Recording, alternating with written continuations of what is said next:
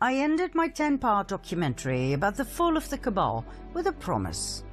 A promise to dive deeper into the story behind the darkness in this world we live in. What happened? How did we get to this point? Who is the Cabal? And what is their exact agenda? Are you ready to go further down the rabbit hole? Well, fasten your seatbelts, for this is going to be one heck of a ride. Those who rule the world, those truly in command, are referred to as the Illuminati or Cabal. Not many people are aware of their presence, let alone their identity. We have grown to believe that our countries are ruled by presidents, by kings and queens and governments. But the truth is, these are mere puppets on a string. Who pull the strings?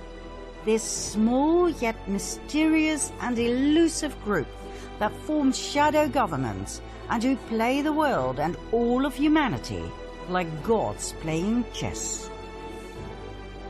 Is the Cabal for real?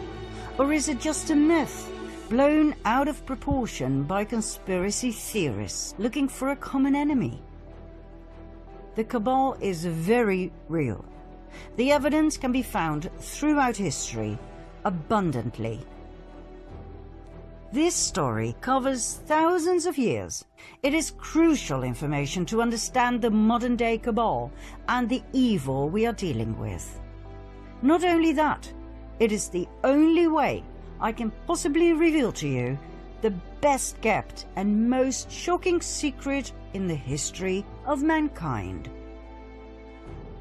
Let's go all the way back in history to the most ancient civilization on Earth, Sumer.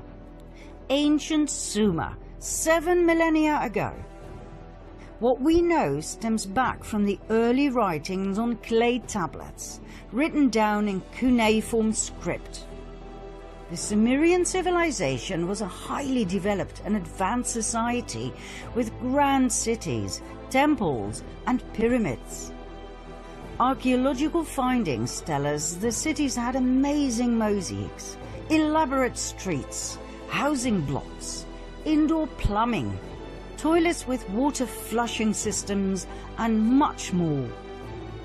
The temple of Inanna at the ancient city of Uruk still baffles us today with its splendor, its vibrant colors and depictions of strange animal creatures. Inanna was the ancient Sumerian goddess associated with love, beauty, sex, war, and political power. She was later worshipped by the Akkadians, Babylonians, and Assyrians under the name of Ishtar or Asherah. Many researchers now believe she was Isis of the Egyptians, Diana of the Greeks, and Venus of the Romans. She was the consort of Baal, the deity who demanded child sacrifice. We shall later see whether this is true or not. The ancient culture of Sumer and its polytheistic religion expanded towards the northwest into Babylonia, then even further west. It went to what we now know as Canaan and Phoenicia. More about this group later. There was a second group. They went further north, all the way to the region we now call Ukraine and southern Russia, between the Black Sea and the Caspian Sea. There they took on the name Khazars and called their new homeland the Kingdom of Khazaria after their ancestors. Joseph Chagam, king of the Khazars, explained in a letter to the foreign secretary of the Caliph of Cordoba, Hasdai ibn Chaprut, that his people were direct descendants from Japheth, son of Noah. Khazaria was right at the center of the northwestern Silk Road. Merchants who traveled through Khazaria had to pay toll, a lucrative way to swell the coffers of the kingdom. The Khazars were different than the peoples from the surrounding countries. They were described as thieves and spies. They were said to be lawless people who lived a life of sin, of sexual extremities, and of cruelty. They would murder travelers from other countries and adopt their identity. They were masters of deceit. And, last but not least, they were said to worship Baal, also referred to as Moloch, a representation of Lucifer that demanded child sacrifice. In return, Baal was said to reward them with riches, with fame and fortune. The neighboring countries despised them. They hated their sacrificial rituals in which they threw babies into the flames or cut them open to drink their blood and eat their flesh, claiming it gave them incredible power and energy and eternal youth. Urged by these surrounding peoples, the Russian ruler knew he had to do something. In the year 600, he warned their king, Bulan, that their Luciferian practices had to end. He told him they had to convert to either Judaism, Christianity, or Islam. The choice was his. Bulan chose Judaism. But he did not really convert. He merely took elements from Judaism and forged them into his own Luciferian belief. King Bulan and his people lived on and prospered. Nothing much had changed, except for the fact that for outsiders they now called themselves Judeans, which they were not. Mind you, the name Jew wasn't invented until the 18th century. 4 centuries went by.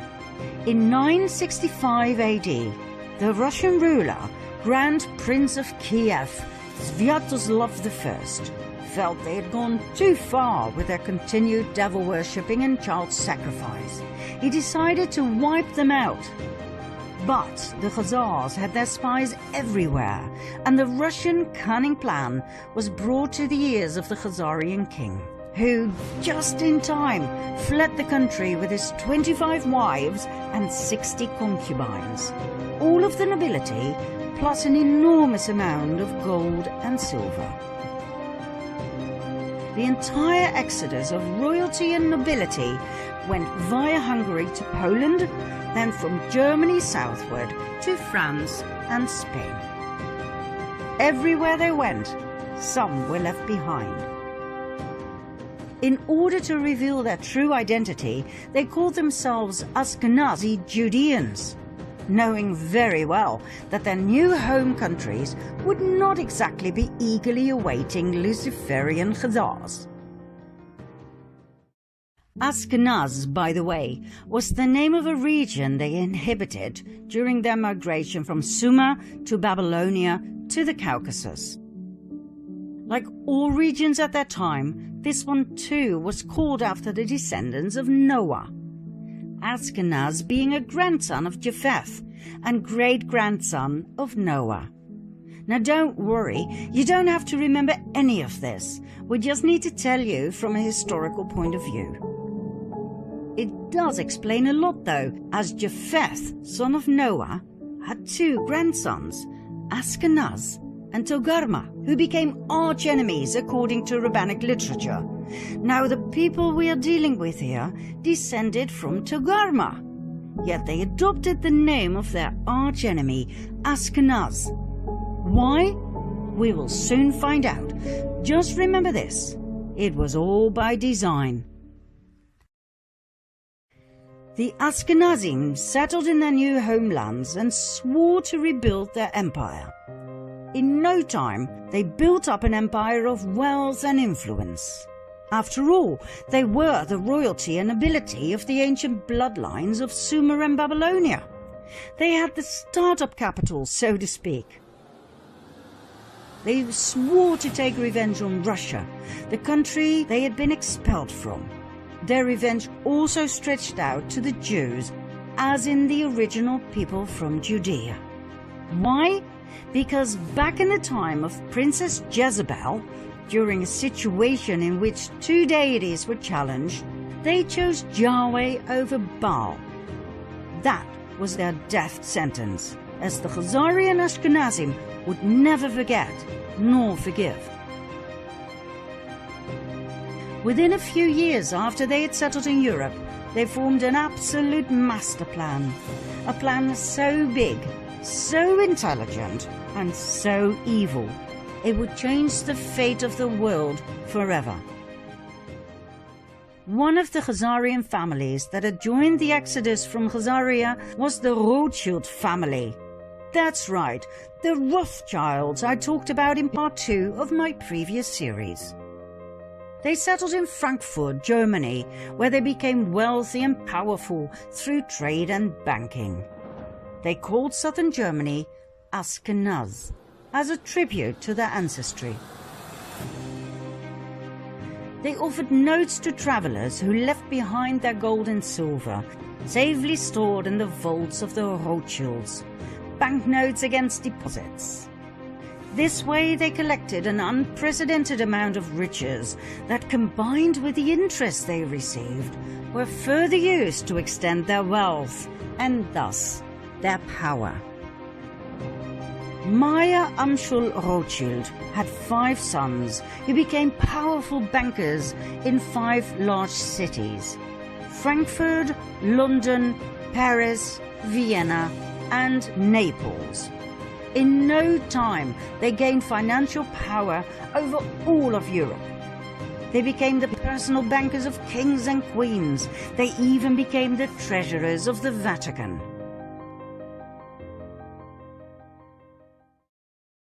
Before we continue with an event in the 18th century that has been deliberately erased from our history books, we have to pause this storyline and go back to the early Middle Ages for a second storyline. The two will meet during this 18th century event, and when they do, things will fall into place, I promise. We'll start in the age of the Crusades. In 1048 AD, an organization was founded that we refer to as the Order of Malta. They were founded in Jerusalem. Their goal was dual. One arm of the order ran a hospital in the Holy Land to tend to Christian pilgrims. The other arm was military, tasked by Rome to protect Christians against the local Muslim population. Their symbol? The equal-armed Maltese cross.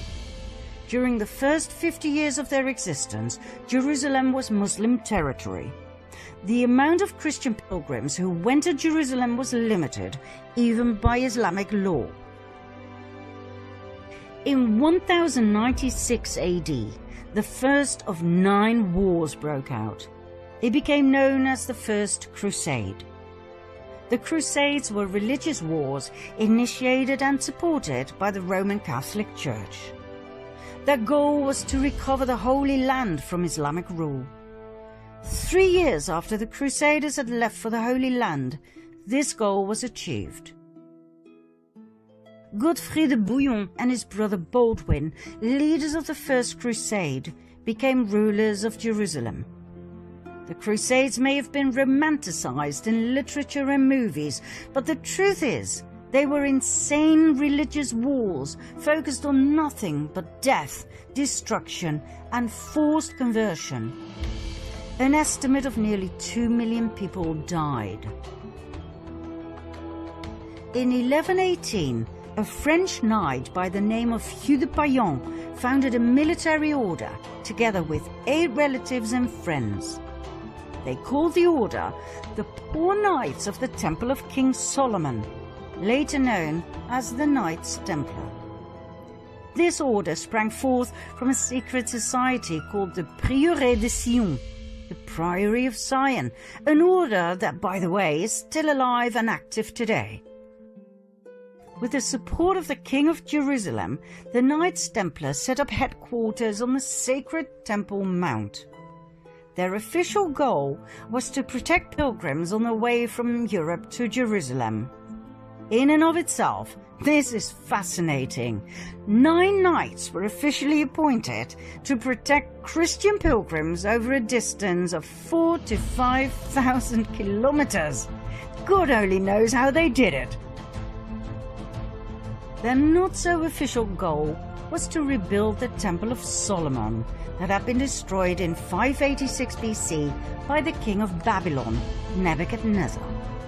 Why this was so important to them, we will show later on. In 1129, the Order of the Knights Templar received the official support of the Roman Catholic Church. The order grew abundantly, and donations came pouring in from all over Europe.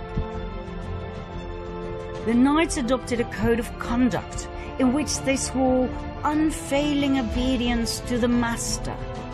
According to researchers, the principle of obedience made the Knights Templar lethal. They acted swiftly and with certainty to do as they had been commanded. A force of Templars became an extension of the will of its commander, the Grand Master.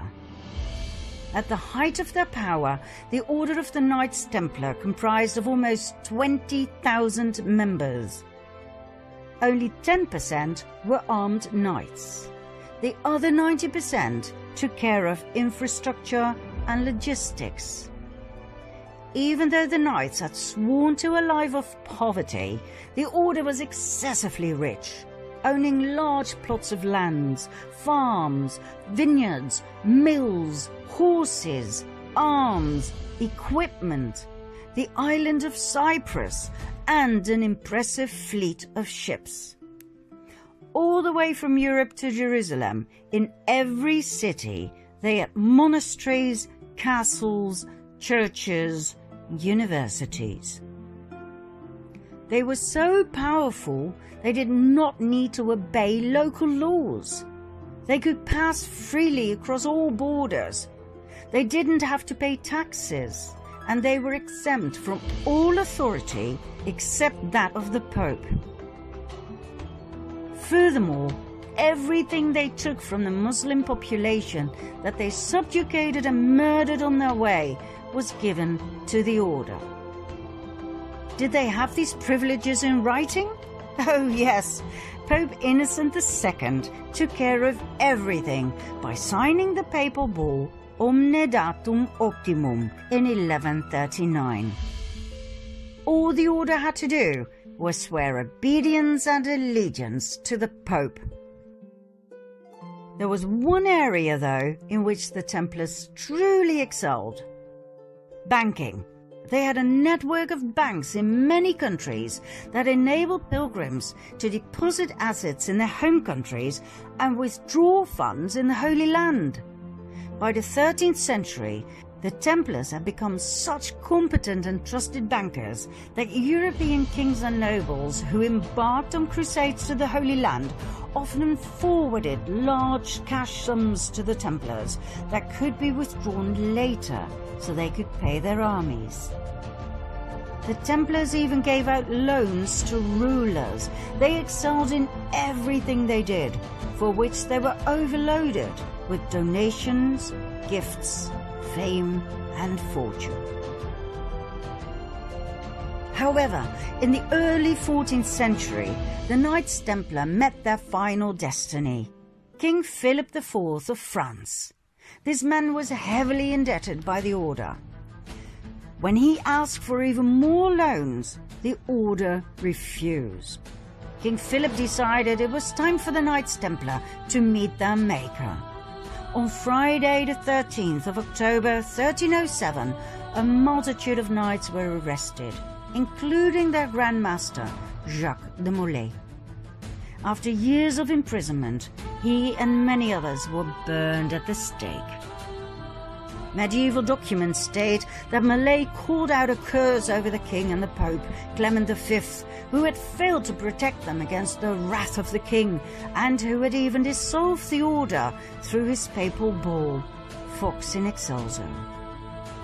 Although the Pope dissolved the order, he did not formally condemn it, which would have been normal in those days. 1 month later, Pope Clement died.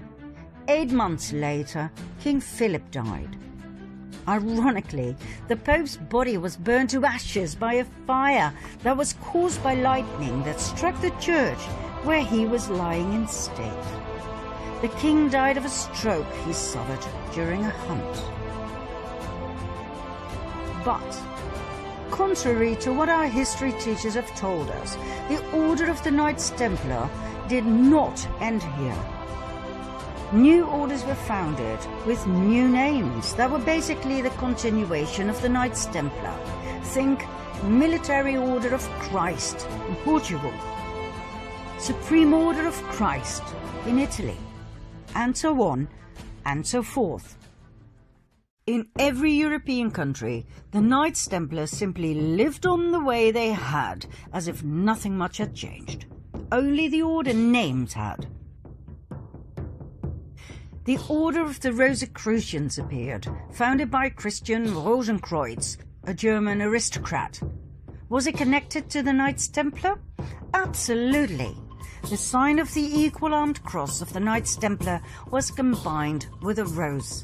It can be found in medieval churches across France, Spain, and Portugal. Yet another secret order was founded in 1534. 2 centuries, 2 decades, and 2 years after the official dissolution of the Order of the Knights Templar, the Jesuit Order. The Jesuit Order was a Catholic religious order founded in Paris. Make no mistake though, the Jesuit Order was not an order of pious monks worshipping Jesus from within the walls of their safe monasteries. It was a military order of extremists who had sworn an oath of absolute submission and obedience to the Pope and to their superior general. Let's have a look at their initiation oath. I declare that I have no opinion or will of myself, but without hesitation I will obey every command I receive from my superiors in the Pope's and Jesus Christ's militia. I promise further and declare that when the opportunity arises, I will conduct a ruthless war, secretly or publicly, against all heretics, Protestants and liberals, as I am instructed to do, to exterminate and destroy them of the whole earth, and that I will not spare age, sex, or class, and that I will hang up, burn, boil, cook, peel, strangle, and bury these shameful heretics, rip the stomachs and wombs of their wives, and crush the heads of their children against the wall, for the purpose to destroy their horrible race forever. If this cannot be done openly, I will secretly administer the cup with poison, the strangling rope, the steel of the dagger, or the leaden bullet, regardless of the honor, rank, dignity, or authority of the person or persons, as I will at any time be instructed by an agent of the Pope or superior of the Brotherhood of the Holy Faith of the Order of Jesuits. In confirmation of which I hereby dedicate my life, my soul, and all of my corporal powers, and with this dagger which I now receive, I will subscribe my name written in my own blood, in testimony thereof. And should I prove false or weaken in my determination, may my brethren and fellow soldiers of the militia of the Pope cut off my hands and my feet, and my throat from ear to ear, my belly opened, and sulphur burned therein, with all the punishment that can be inflicted upon me on earth, and my soul be tortured by demons in an eternal hell forever. Not exactly what you would expect from an order of Jesus, right? Mind you, when we refer to the Jesuit order in relationship to the Cabal, we are not talking about the lower segments of the order. I personally know of Jesuit priests who are wonderful human beings and who've brought a lot of beauty and wisdom into this world. What we're referring to here is the top of the pyramid, the absolute elite of the order, better known as the Jesuit Council.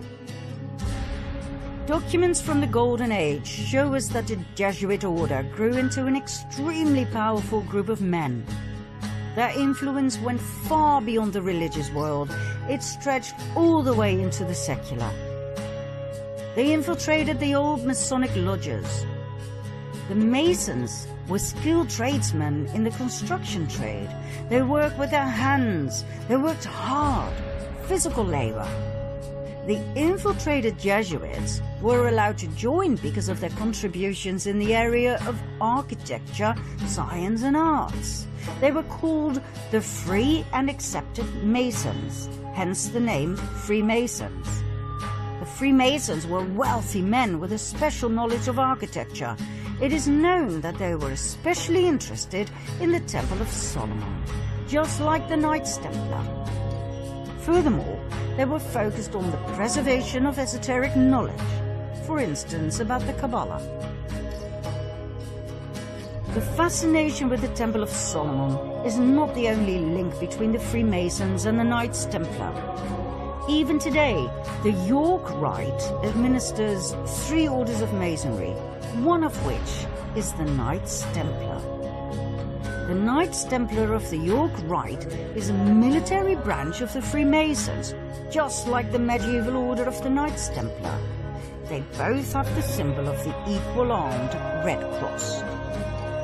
So, in short, the Freemasons were a highly secretive group of powerful Jesuits who had infiltrated the countless Masonic lodges across the world. They founded their own umbrella lodge in 1717, the Premier Grand Lodge of England, and that would turn out to be their salvation. What happened? The Jesuits had become way too powerful to the liking of 80 heads of states worldwide who obviously felt threatened by the powerful order. They banned the order and put pressure on the Pope, Clement XIV, to do the same. In 1773, the Pope succumbed to their demand. He promulgated the Dominus Ac Redemptor, the Bull of Extinction, that put an end to the Jesuit order. It seems indeed history repeated itself. But guess what? It didn't end there. Just like the Knights Templar before them, they continued using another name. In this case, the Freemasons. 1 year after his betrayal of the Jesuits, Pope Clement was murdered by poisoning. Just like the Luciferian Khazars, the Jesuits too, and their predecessors like the Knights Templar, had a taste for revenge. Now, we promised that our 2 storylines would come together at an historical event that would massively impact the world. We have finally reached that point. Do you want to know what happened? Follow me to part 2.